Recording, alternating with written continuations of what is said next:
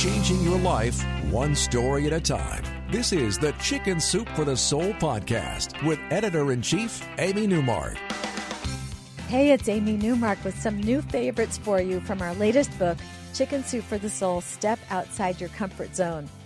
I am so excited about this new topic for us because stepping outside your comfort zone is a surefire way to become happier, more energized, and to feel more empowered. Because when you do something that you've never done before, or that you were afraid to do, or that you were just being lazy about doing, it makes you feel good. It makes you feel like a better version of yourself. One way to get yourself to do those new and different things is to be spontaneous. Just say yes. Don't think about it. Just say yes before you can come up with your list of excuses and say no. I'm going to share 2 stories with you today about doing that, being spontaneous and doing something out of the ordinary. In the first story, Kim Tendlin-Furnett tells us that she was visiting Salt Lake City for the first time. She decided to start with the Cathedral of the Madeleine near Temple Square, but as she was trying to get into the locked building, she found a homeless man asleep in a corner of the building's vestibule. She went back outside, but then she couldn't stop thinking about the man and how she should have given him a little money. She had read an article about a pastor in Toronto who had spent a day giving out money to anyone who asked him, and who found at the end of that day that he had given out less than $10. So Kim had always viewed homeless people as drug addicts or drunks who would just waste the money. But now she was wondering if that was really true. And even if it was, why not give them money to get something to eat? Just then, Kim saw that homeless man who had been asleep. He was walking toward her and asking her if she could spare a bit of money so he could get breakfast. So Kim was from Canada, and she only had Canadian money with her, and she told him that. But then she spontaneously made the offer. She said, "I have a McDonald's gift card. I could buy you something for breakfast."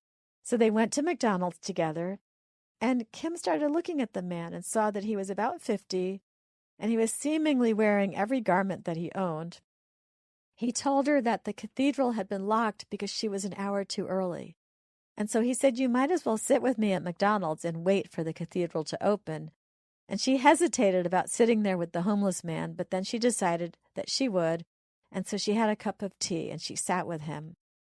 And then he offered to be her tour guide because he wanted to thank her for giving him breakfast. And she didn't know what to do, and she wanted to say no, but she didn't know how to get out of it, so she said yes. And then the man gave her an incredible tour of downtown Salt Lake City. It took 6 hours, and he showed her everything. He was a fabulous tour guide. He knew absolutely everything about everything.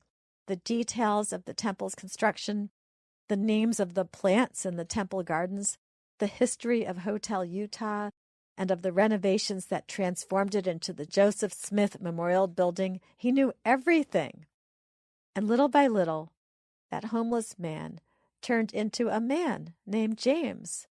It turned out that James was an educated man and had once been a tradesman in Tennessee. He had resorted to sleeping on the church steps or in the church vestibule following an injury and a series of unfortunate events that had left him without a job, house, or money. He was not an alcoholic and he was not a drug addict. It was an incredible day for Kim. It's one that changed her forever. All because she spontaneously said yes. Lindsay Knuth is another woman who spontaneously said yes and had a life-changing and really fun experience as a result. In her story, in Chicken Soup for the Soul, Step Outside Your Comfort Zone, she tells us about how one very special day started out for her in a very normal way. I talked to Lindsay recently, and she told me how this miraculous day started for her. Yeah, so it actually was a completely normal morning. I woke up, my kids were not up, so I was just kind of scrolling through the apps on my phone, which is what I do most mornings if I manage to get up before them. I was on Facebook, and I don't know if it was a sponsored ad or if it showed up because, a friend of a friend had liked it, but I saw something from a casting company nearby in Chicago, and they were actually looking for last-minute applications for someone to play a marketing executive role on the show Empire, which was a show I had heard of. So I kind of looked through like what they were looking for and decided to submit for it. And I will be honest with you, I was laughing at myself for even doing it because it seemed very ridiculous. But I've always wanted to be on TV just like everyone else. I mean, it seems like such a fabulous lifestyle and it's such a cool thing. So I thought, hey, there's nothing to be lost by trying, right? Nothing ventured, nothing gained. So I submitted a picture and some information, chuckled, and honestly forgot all about it. So she forgot all about it and she got her kids ready for school. And an hour later, Lindsay was driving her son to preschool. And then she had a moment, so she looked at her phone again, and there was something very exciting there. Yes, it was crazy. So it was raining that day, and we were a few minutes early. So we were sitting in the car, and I checked my email. I heard the little ding, and I had a response from the casting agency that was just one sentence, and it said, "When can you be to set?" And instantly, I mean, my heart was pounding. I was like, is someone playing a joke on me? But you could tell it was legitimate. So I wrote back saying I could be there at 10:15. And honestly, within moments, they had sent me a confirmation with instructions on parking and a contract. And then I started really kind of flipping out, brought my son into his classroom and texted my husband, tried calling him, he didn't answer. And then I texted him all in capitals to call me ASAP, which I never do. So he immediately called thinking something was wrong. And he said, what? You know, thinking it's going to be bad news. And I told him, I said, do you think I should do this? And he said, are you kidding me? Of course you should do it. You have to go for it. So I started driving to the city. So Lindsay realized that she could take that day off from work, and she already had a babysitter lined up for her son after school. So before she could change her mind, she said yes, and she went for it. And an hour later, she was in the city, and she was on the set of Empire, which is such a huge hit.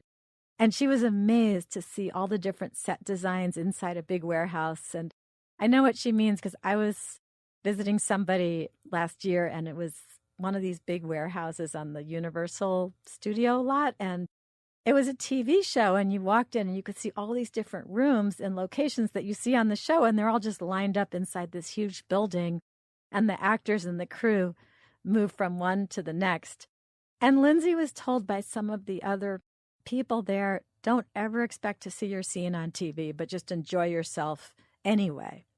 Yeah, so I did. I got to meet a few other extras who also had roles on that episode. And so everyone was really friendly, and I was asking them so many questions because I was so curious. And they said, because we were in kind of a holding area, you know, you spend a lot of time sitting around. If you get lucky, you might get to see like one of the stars, but not usually. And also they said, most of the time you're not going to be able to see yourself when the actual episode airs. So that was really what my expectations were.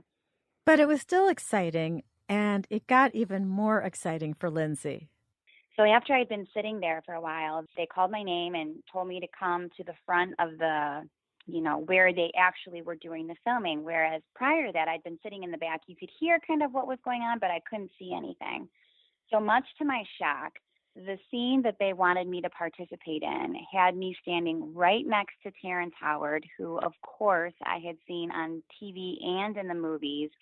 And the role of the marketing executive was I was to stand next to him. Not only that, but I was watching some performers. These girls were the most incredible dancers I've ever seen in my life. So basically my day consisted of watching the best dancers I've ever seen and standing next to this movie star. And that was it. Lindsay had a great time, but still, she didn't expect to actually see herself on TV, although she did make sure to record every episode of Empire just in case. And then a few months later, she was at the gym working out, and I'll let her tell you what happened.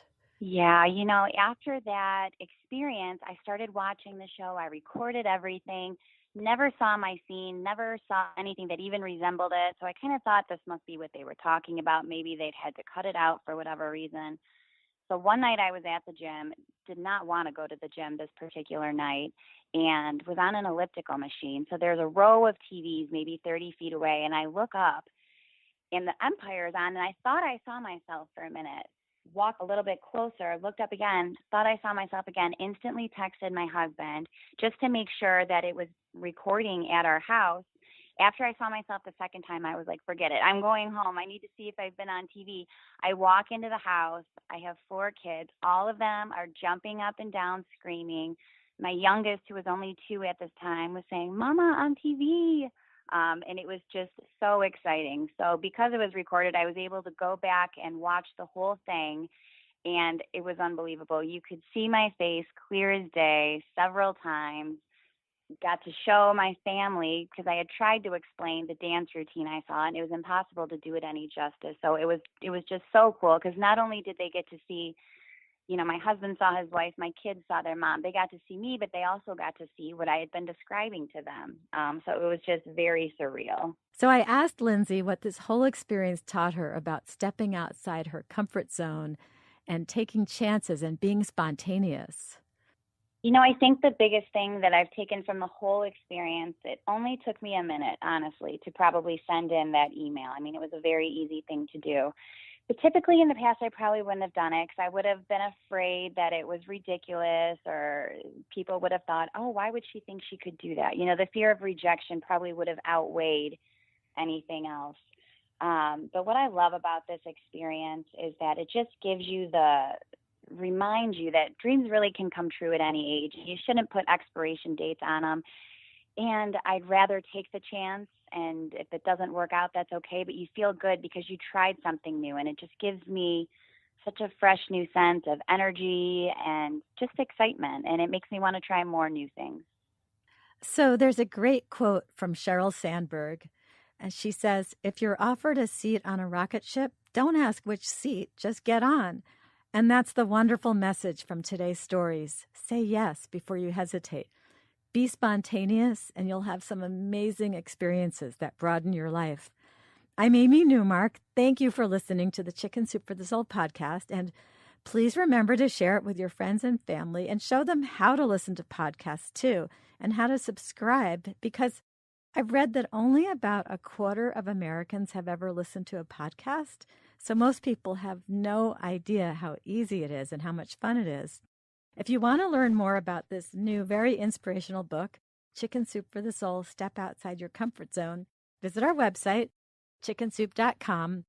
And while you're there, do something spontaneous. Sign up for one of our free email newsletters, because you can actually get a Chicken Soup for the Soul story emailed to you every day for free, including stories from this new book. Come back Friday, and you're going to meet a woman who stepped outside her comfort zone in a big way. Wendy Walker left a job as a high-powered corporate attorney to try her hand at writing novels. And it paid off for her in a big way recently with the sale of movie rights for her novel to Reese Witherspoon's production company.